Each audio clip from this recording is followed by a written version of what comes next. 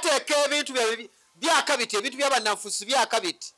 Mungu bwe yagambye nti emibiri gy'abannanfuusi omunnanfuusi anyirira abannanfuusi bategeka omukolo abasajja ne batuula bati nobalaba bonna nga basibye kasaako bwe kati abannanfuusi bambadde amakazi gakola kati n'amajjubba bwe batuula bati ku mukolo abagagga bonna babawuliriramu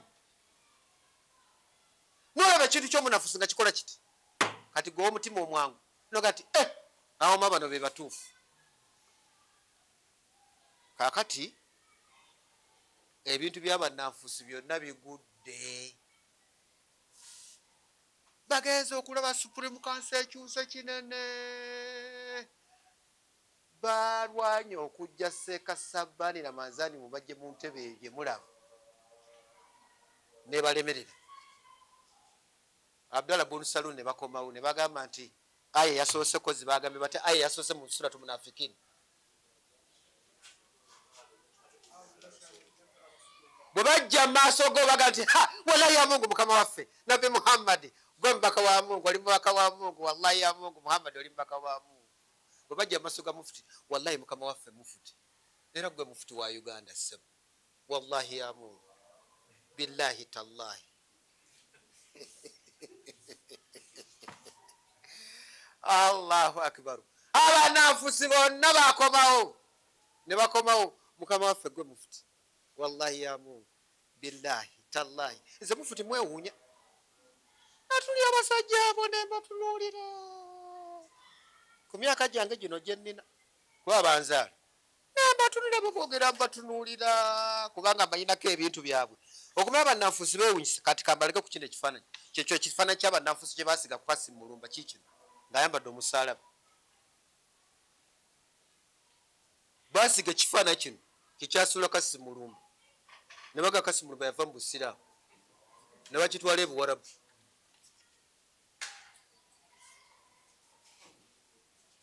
oyo kasi mu mulumba yono ali eno ayambadde gaalubindi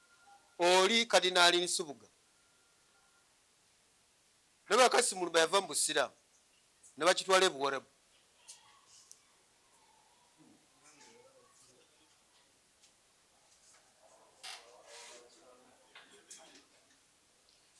era okukkakkana kasi mukyamuyitirirako nakola kye baali baagala nagamba nti ndekulidde ne baga nti oyo awedde kati ku mufuti bakubye mufuti n'abalemerako n'alemayo waggulu eri ne bagula amawulire gonna kuba bakimeti abasiraamu eyo aya yabalema akati bassebo mujagala kubabuuza akati mwe amawulire ge mugoberera buli ssaawa aya kyebalagira mugoberera aya ki fulufiga nayogera ku mufuti nawuliriza fulufiga mumanyi fulufiga omuntu ye fulufiga n'erinnya oliwulira nti fulu OL musiraamu nagoberera nasheeraga n'okusheyaringa fulufiga tiye abasiraamu muswazi kakati bwe tugoberera paka jjoli abalamu era mufuti tumwebaza ye mukulembeze w'obusiraamu yekka atambudde oluta ku luta nga simateka wa Uganda mu Supreme Council bwakola ki bwagamba nga maliriza sebo waŋŋambye nti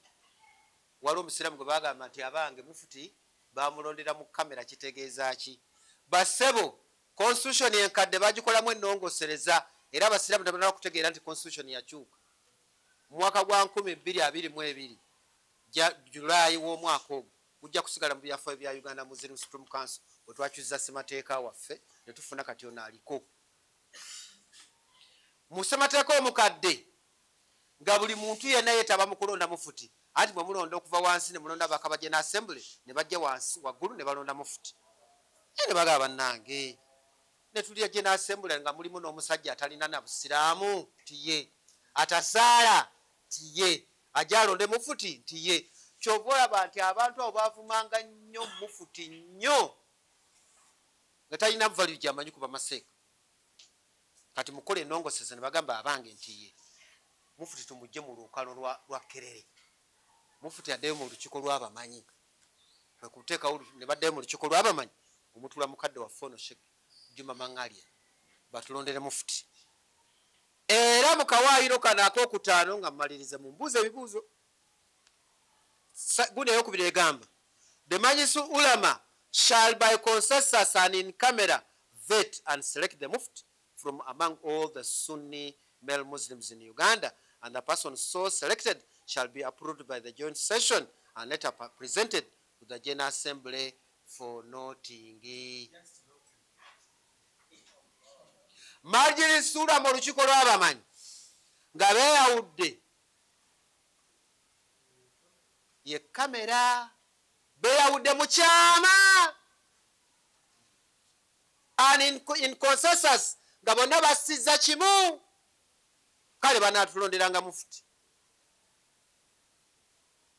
ne baloka bamutwala mu joint session. Joint session olukiiko olw'executive nga lwegase ne bamaseeka ne bamukakasa then ne baloka bamutwala mu General Assembly ne babategeezako butegeeza nti abange bwe mutaabadde twalonze mufuti wuuno. Basebo bikiti bwe kyali basebo abasajja baanoonya baseeka Mangalia bano bannange tunoonyeza omuntu afaanana Seeka Sabani Ramazani mubajje tumuwa obwa mufuti yatubuze oba temulina buyigiriza bwa mufuti nze mbulina bubuno bwe yaleeta nga bamulonda mu 2000 kati mumumbulire gwoba omulina eyo kati gwe ndetera Seeka Gomigoina ng'alina masters okuva e Makerere University ya government enkulu mu ggwanga muleete masters za mufuti zizo from Makerere University mumpe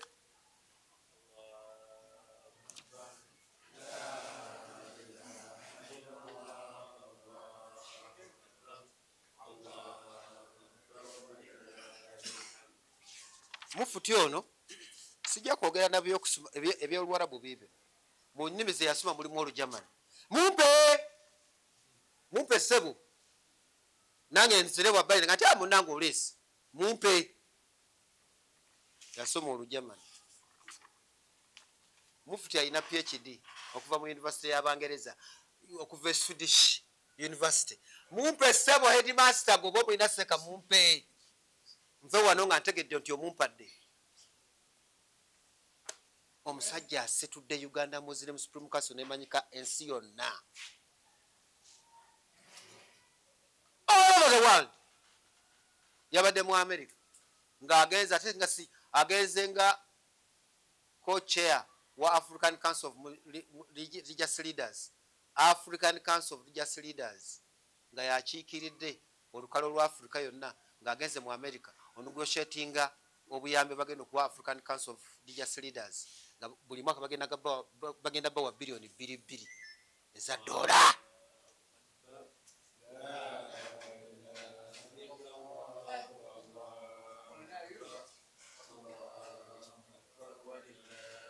Basebo mumpe. Era olwakomya ambasada wa America najja okumulaba okumukulisaayo mumpe nga ambasada wa America yali agenze n'akyala. Mumanyi obuzito bwa ambasada wa America gwo mumanyi gw'omulina olinayo omukulembeze w'obusiraamu yali akyaddeko e Roma nga papa yamwaniriza omulina. Kati oyogera ki? Tifulufiga ayogedde fulufiga nolaba kawalimu nga nako kakuta akazindalo kavuma mufuti walayamangu noga nokatunuulira nosirika busirizo nga nokamulekere Mungu. Era kivula nti nze mufuti mwewuunya Babdusalaamu abo bonna bwe twogeddeko bwe bajja mu maaso ge ku luno ne bagamba nti ku luno ofaana obutanyagwa omusajja tuuka okumujja mu ntebe be basebo be balwana ne bagenda mu kkooti ne banoonya mu Uganda ne banakozesa okukola omulimu gwabwe bagukidde nowamu ne baga nti kati ekulaga abantu nti kati ebintu omusajja bamukyaye tugenze waabwe kati n'abafunayo abasajja basiraamu 3 era abo ndowooza mubamanyi bagwawa ate tutegedde mu okusinziira mu ssuula zino ze twogedde tebali mu ssuula eno ngeno kukolabwe nti kyanisi nga bangamba nti districts babadde mu kooti naawe sibe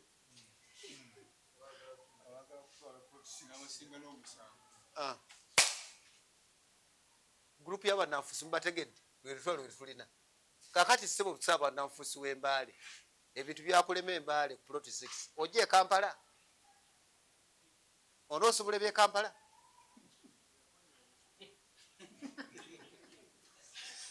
banoyeza bwegana kozi embale tulina abannanfuusi baffe gye bali eyo haji waffe haji gyoli tigendi salaamu aleikum walaikum salaam waliwo ddiiru abannanfuusi batambulira nnyo mu ddiiru wano waliwo ddiiru haji jangu linnya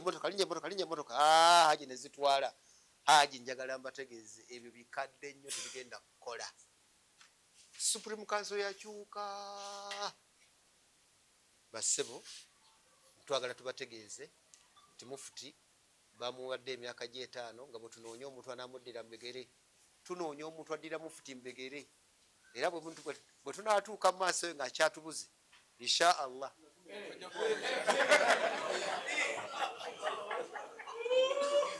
katukole ki olaba kati ng'akasemberayo ddala olaba wali yambulidde nti Kibuli omanyi Kibuli omulangira munnange naye atuulira engeri gyali omulangira munaye asiima busiimi ate ye asiima ku nsonga ziri ezi ateekwa okunoonya omuntu ataasoma ate ateekwa okunoonya omuntu anaamugondera naye byebintu ebyo ataasoma n'anaamugondera kati ffe mu Supreme Council banoonya alina masters n'omusiraamu omulungi y'omulangira naye anoonyeza omuntu anaakola gy'abyayagala n'amubula n'agamba musajja wange agira abeerawo oba kati nga galabuzi akyakuuma entebe y'omulangira kati owange mwejjeko